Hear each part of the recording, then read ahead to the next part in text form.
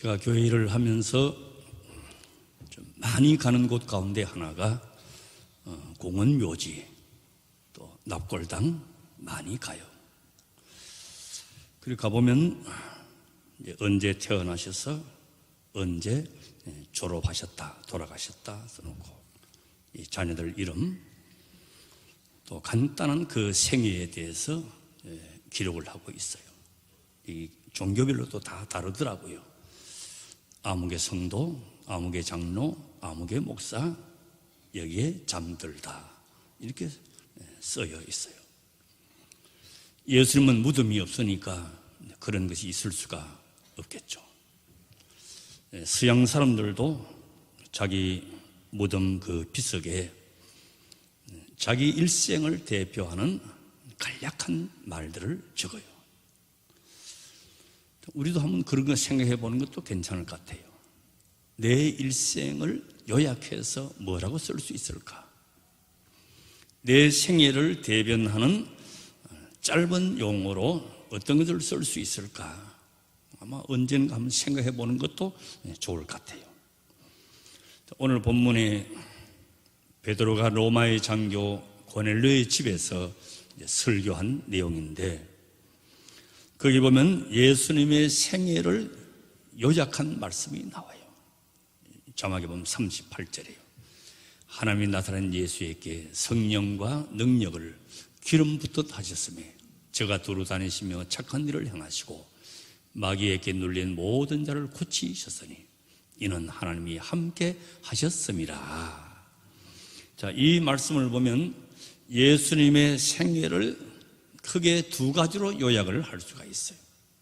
하나는 착한 일을 하셨다, 고치시고 회복시켜 주시고 또 어려운 사람들에게 용기도 주시고 착한 일을 하셨다.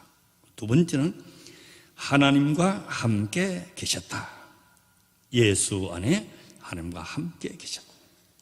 십자가 지실 때도 내 원대로 마옵시고 아버지의 뜻대로 언제나 하나님이 함께 계셨어요. 자, 이 말은 우리 성도들이 너무 쉽게 일상적으로 쓰는 용어예요.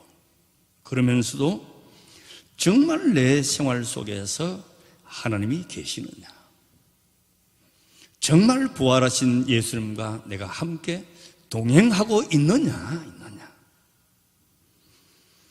오늘 이 본문을 흔히 베드로의 복음은 예수의 복음이지만은 베드로의 설교 속에 나타난 복음이라 해서 베드로의 복음이라 말해요.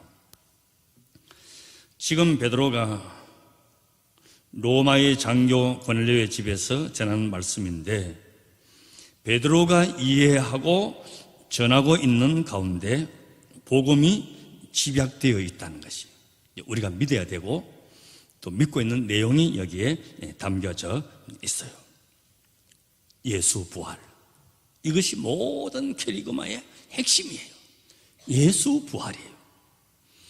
십자가에 죽으신 그 예수님이 나의 주님이셨다. 이것이 중요한 복음의 핵심이었어요. 또 설교에는요, 설교의 분위기가 있어요. 어떤 분위기에서 설교하느냐. 예수님께서도 말씀하실 때 진주를 개한테 던지지 마라 그랬어요. 개는 진주의 소중함을 모르는 거예요. 그 설교의 분위기가 얼마나 중요한지 몰라요. 제가 설교하러 다니면서 제일 어려운 데가 어디냐? 경찰서 유치장하고 교도소가 제일 어려워요. 그 다음에 교수들, 박사들 모이는 데가 또 설교하기가 어려워요. 전혀 반응이 없어요. 거기 있는 것마다 죽을 맛인데 무슨 목사가 와서 설교한다고 귀에 들어오겠어요? 그 너무너무 어려운 거예요. 설교의 분위기가, 물론 이런 환경적인 이런 걸 말하는 것이 아니고 설교를 듣는 사람의 마음가짐이 어떠냐에 따라서 설교의 분위기가 결정이 되는 거예요. 오늘 본문에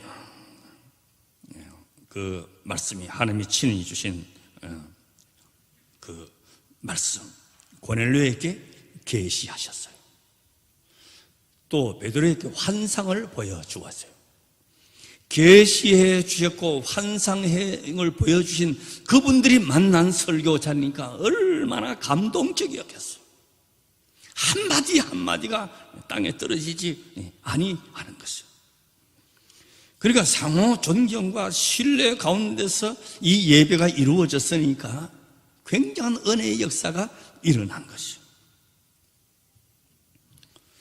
또 하나님의 말씀에 순종하기 위해서 지금까지 가지고 있는 편견이나 생활 습관을 버려야 되는데, 고넬료에게까지 가라고 하는 환상이 베드로에게 임했을 때 베드로가 처음에는 거절을 해요. 14절을 보시면요, 베드로가 이르되 주여 그럴 수 없나이다. 속되고 깨끗이 아니한 물건을 내가 언제든지 먹지 아니하였사옵나이다 했다. 고넬료의 집에 가라. 고넬료는 로마의 장교지만은 이스라엘 사람들의 입장에 볼 때는 이방인이고 침략자고 식민지를 통치하는 주둔군의 지휘가 아니니까 거부감이 있을 수가 있어요. 그러나 하나님의 말씀이라고 한다면 우선 하는 거예요. 내가 싫어도 하나님이 원하시면 그 싫은 것은 접을 수가 있어야 되는 거죠. 내가 하고 싶어도 하나님이 원치 아니하면 그 하고 싶은 것도 접을 수가 있어야 되는 거죠. 하나님이 하라고 하니까 로마 사람에 대한, 이방인에 대한 편견이 있다 하더라도 다 멈추어 버린 것이죠. 물론 내 뜻이 하나님의 기쁘신 뜻이라면 얼마나 좋겠어요. 그러나 그렇지를 못해요. 베드로와 고넬료는 바로 그런 관계였습니다. 그러나 고넬료의 신앙적인 경건을 보았고 하나님을 경외하는 것을 보았고 또 이 관계에서 민족도 풍속도 다 없어졌어요. 22절 23절을 보십시오. 본문 말씀, 저희가 대답해 백부장 고넬료는 의인이요 하나님을 경외하는 자라 유대의 온 족속이 칭찬하더니 제가 거룩한 천사의 지시를 받아 너를 그 집으로 청하여 말을 드려 하느니라 한데 베드로가 불러들여 유숙하게 하니라 그랬어요. 예수 안에 믿음 안에서 모두가 다 하나가 되었어요. 또 고넬료는 침략군의 주둔군인데 그 백성들에게 존경받았다 하는 것은 대단한 경건한 사람이었다고 하는 것을 알 수가 있어요. 그리고 하나님의 말씀을 듣는 자세를 보면요, 이 고넬료와 같은 사람들에게 설교하면 얼마나 행복할까 할 수가 있어요. 본문 25절을 보면요, 마침 베드로가 들어올 때 고넬료가 맞아 발 앞에 엎드려 절했다. 그 당시 로마의 장교는요, 무릎을 꿇는 법이 없습니다. 목에 칼이 들어도 고개를 숙이지 않습니다. 그런데 시골 어부 출신 베드로 그 앞에 무릎을 꿇고 절을 했다는 것이요. 베드로를 베드로로 본 것이 아니고 하나님의 말씀을 전하는 자로 보았다는 것이요. 존경과 신뢰의 극치를 이루었어요. 얼마나 귀하고 귀한 시간이었어요. 무슨 말을 하든지 온전히 그대로 받아들입니다. 당연히 베드로의 입에서는 불같이 복음의 말씀이 쏟아져 나왔죠. 십자가에 달리시고 부활하신 그 주님이 나의 주님이시다, 이거 증거한 것이에요. 사모하는 마음으로 하나님께서 나에게 하신 말씀이 무엇인가 기대하면서 말씀을 들은 거예요. 우리가 설교 듣는 것도 그래요. 사람의 말로 듣지 아니하고 하나님께서 내게 뭐라고 말씀하시느냐, 그 기대감과 간절함으로 들어야 되는 것이요. 또 설교 중요한 것은 그 설교하는 베드로에게 은혜가 있다고 하는 것이요. 중요한 사실이에요. 설교자의 마음속에 은혜가 있어야지. 나도 은혜가 없는 걸 설교한다고 여러분이 은혜가 되겠어요? 여러분, 목사가 어려운 것이 이렇게 자기 관리가 어려운 거예요. 마음에 맺힌 것이 없고 섭섭한 것이 없고 마음에 걸리는 것이 없어야 되는데 나도 인간인데 그런 게 없을 수가 있어요.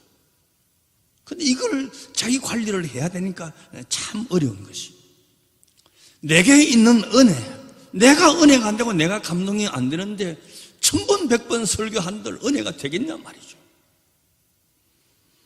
베드로는 은혜와 감격이 넘쳤습니다. 하나님이 가라고 하셨고 하나님의 환상을 보여주었어요. 신분이나 지위, 민족, 종족 다 그렇게 하지 않고 중심을 보신 거죠. 베드로를 통해서 전한 복음의 핵심이, 물론 38절 읽은 그 예수님의 생애를 요약해서 핵심적인 것이 거기 나타나 있어요. 그의 생애는 하나님과 함께하는 생활, 하나님이 그 속에 계셨다. 부활하신 주님이 지금도 나와 함께 하신다. 우리의 신앙의 핵심이 그것입니다. 2000년 전에 그런 일이 있었다 카더라 이게 아니고 지금도 현존하는 이 부활하신 예수님, 믿는 자 가운데 역사하시는 하나님으로 내가 믿는 것이에요. 내가 그 안에 있다는 것이에요. 이런 모든 설교의 내용이 핵심은 하나예요. 하나님이 무슨 일을 행하셨느냐, 구원과 영생, 행복, 이런 것이 우리 기독교의 모든 내용이지만 우리를 부르시고 하나님의 자녀 삼아 주셨는데 십자가에 달리신 예수, 그가 우리의 주인 되게 하세요. 주님 되게 하셨다는 것이 이 하나의 복음의 핵심이에요. 그래서 부활하신 주님을 아는 것이, 예수님은 하나님을 아셨어요. 십자가 앞에서도 내 원대로 마옵시고 아버지의 뜻대로 하라고 기도했어요. 우리가 예수께서 이것을 본받아서 나도 하나님과 함께하는 생활, 내 안에 하나님이 살아 역사하시는 것이, 히브리서 5장 7절 말씀 보십시오.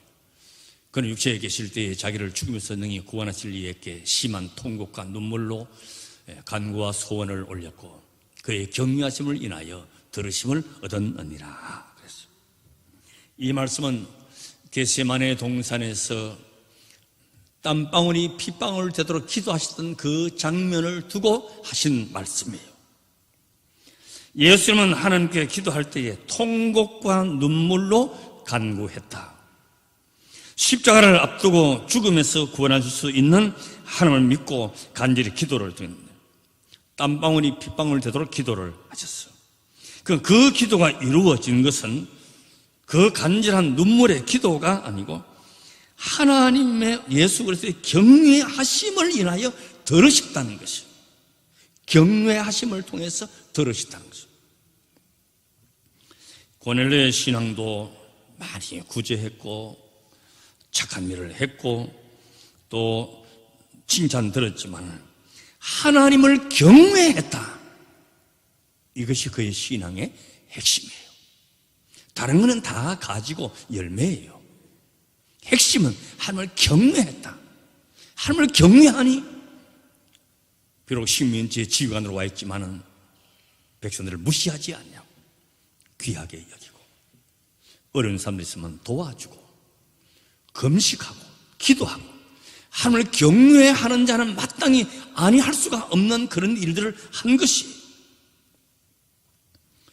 창세기 28장에 보면 야곱이 아버지 이삭을 속이고 형 에서도 속이고, 그래 집에 있을 수가 없으니까 급하게 도망쳐 나왔어요. 나오긴 나왔지만 갈 데가 마땅치 않아요. 해가 지니 어디 갈 데가 있어야죠.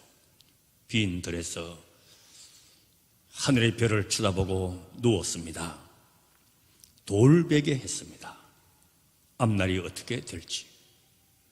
엄마 리브가는 한 사날 있다가 오느라 했지만 이게 그렇게 간단하게 끝날 문제가 아니에요.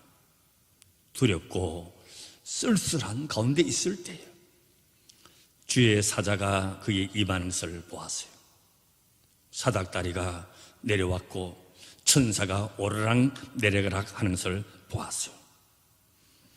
그 광야에서 하나님이 여기 계시는데 내가 몰랐구나. 두렵도다 이곳이여 하나님의 집이요 하늘의 문이라. 그것을 베델이라 했단 말이죠. 야곱은 자기 처세술, 자기 꾀 수단으로 살아왔지만 도망치고 방황하는 그 길에서 하나님께서 정말 나와 함께 계시는구나. 두렵도다 그랬어.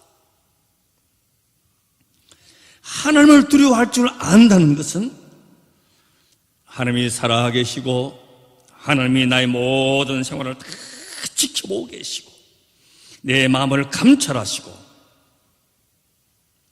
내 기도를 다 들으시고 일거수일투족을 다 보고 계신다. 그렇기 때문에 참된 믿음은 경건을 수반하지 않을 수가 없는 것이에요.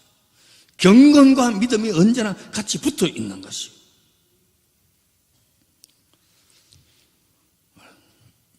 미국의 아브라함 링컨 대통령이 그런 고백을 했답니다. 내가 언제 진짜 크리스찬이 되었느냐. 우리 엄마가 세상 떠날 때 내 손에 성경책 지어준 거, 그것도 믿음이 유지되었지만 그게 진짜가 아니었다. 어릴 때부터 예수 믿었던 거. 또 나는 워싱턴에 갔을 때에 진짜 크리스찬이 된 것이 아니다. 그러면서 하는 말이, 내가 진짜 크리스찬이 된 것은 게티스버그에서였다. 그렇게 고백을 했어요.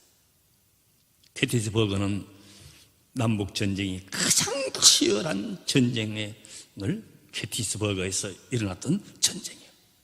수많은 사람들이 들판에 쓰러지고 피투성이가 되고 남북 나라의 운명이 어떻게 될지 모르는 그 격전지 게티스버그에서 정말 하나님을 두려워하지 아니하고 하나님을 손길을 피로 하는 것을 절감했던 것이 그때였다는 거예요. 내가 게티스버그에서 진짜 크리스찬이 되었다는 거예요. 하나님을 두려워하는 자 기도 응답해 주시는 것이요. 하나님을 두려워하는 자가 구원함에 이르는 것이요. 의의 길을 걷게 되고 하나님을 경외하는 자가 신실함이요. 하나님을 두려워하는 자가 교회의 질서 안에 있는 것이요. 하나님과 함께 하는 것은 하나님을 두려워하는 신앙과 같이 동반되어 있는 것이에요. 어느 여름날 태풍이 몰아칩니다. 비가 쏟아지고 천둥 번개가 사방에서 번쩍거리고 그 다음에 정전이 되어서 온 집이 칠흑같이 어두운 밤이 되었습니다. 온 가족이 두려워서 벌벌 떨고 있고 공포에 질려 있습니다. 흑암 중에 무서운 밤을 보냈습니다. 밤사이 폭우는 그치고 천둥 번개도 그치고 아침이 찾아왔어요. 이불 속에서 벌벌 떨면서 밤을 새웠던 어린 자녀가 밖으로 나오면서 하는 말이, 아빠, 우리가 이렇게 깜깜한 어두운 데서 벌벌 떨고 천둥 번개 속에 있을 때에 하나님은 뭘 하셨어? 그때 우리 하나님은 어디 가셨어? 아이들이 이렇게 말할 때 그 아빠가 대답했답니다. 얘야, 그때 하나님께서는 아침을 만드셨단다. 광명한 태양이 떠오르고 잠잠하게 만든 이 아침을 준비하셨단다. 하나님과 함께하는 사람은 고난이 와도 시련이 지나도 광명한 아침을 보는 거예요. 무덤 앞에서 좌절을 하고 낙심하고 고난 가운데 눈물을 흘리고 있지만 주님은 광명한 아침을 우리에게 주시고 사망에서 생명으로 옮겨주시고 절망에서 소망으로 이끌어 주시는 것이죠. 하나님이 내 속에 계신 내 안에 역사하신다는 것이죠. 내가 환난을 당하나 담대하라. 내가 세상을 이겼노라. 내가 너에게 평안을 주노니 내가 주는 평안은 세상이 주는 것 같지 아니하니라. 아무것도 염려하지 말고 모든 일에 기도와 간구로 너희 구할 것을 감사함으로 하나님께 아뢰라.